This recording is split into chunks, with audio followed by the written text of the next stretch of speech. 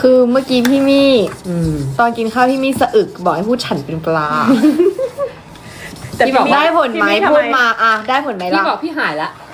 แล้วหาย เลย จริ เขา ง บอกให้พี่พูดฉันเป็นปลาพี่หายเลยพี่ยัง แล้ว ไม่ต้อ หาย งพูด จริง พี่มีบอกว่าพูดในใจ ขอแถลงข่าวก่อนว่าห้ามคือคำพูดฉันเป็นปลาไม่ได้พูดในใจ อืม เขาไม่ได้พูดในใจ เราต้องพูดแบบมั่นใจ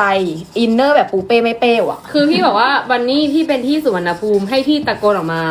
ตรงนั้นเหรอว่าฉันเป็นปลา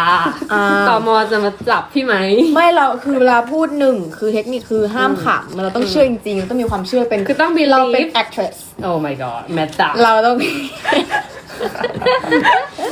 เมตตอด ตอบว่าเป็นปลา ก็เป็นปลาแล้วปลาทำไมปลาสึกได้ไหม ไม่ได้ ถูกเรา manifest ฉันเป็นปลาปึ้ง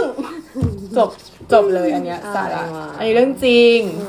อันนี้เรื่องจริงนะทุกคนไม่ได้เฟกนิวคือมีคนแบบอุ้ยทำแล้วไม่เห็นได้ผลเลยแกล้งป้าไม่ได้แกล้ง พี่ ไม่ได้แกล้งเรื่องจริง พ่อพี่บอกว่าให้ก้มหน้ากินน้ำ อันเนี้ย อันนี้ก็หายอยู่นี่ก็หายอยู่ แต่เมื่อกี้ตอนสะอึกแล้วหนูบอกไอ้ผู้ชายไปปลาพี่มี่ก็ผูกมามันหายไหม พี่ไม่ได้พูด พี่ไม่ได้ พี่บอกเลยว่า พูดออกมา พี่หายแล้ว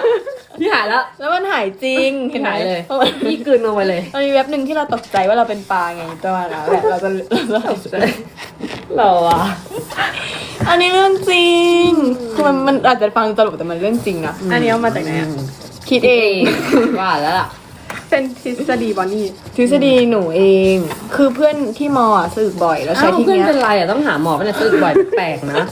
น้ำท่วมปอดหรือเปล่าต้องไปเอาหมอ ไม่แต่ว่าเขาใช้ ฉั ฉันเป็นปลาแล้วหายจริง คือเป็นที่ห้างก็พูดเลยตรงนั้น จริงปะ แล้วหายจริงหรืออาจจะเป็นเพราะความแบบตกกระใจอ่ะคนมอง ไม่ได้ตกใจเองก็นะคนอื่นตกใจเรา จริงๆอ้าวใครทำแล้วได้ผลกดหนึ่ง0 ไม่ได้ เขาบอกให้กั้นหายใจ ไม่ได้ไปเรื่อยนะเนี่ยนี่ซีเรียสนะ เชื่อ อันเนี้ยชินจัง วิตามิน กดสอง คือเป็น impact เลยอะ ต้องพูดว่าน้ำเต้าหู้ทำจากถั่วเหลือง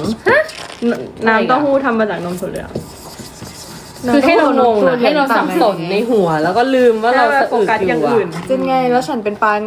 ง่ายกว่าอีก3 พยางค์ เฮ้ย จะมาน้ำเต้าหู้จะมากินนมถั่วเหลืองอะไร ทำไมคำนี้เสร็จเร็วจัง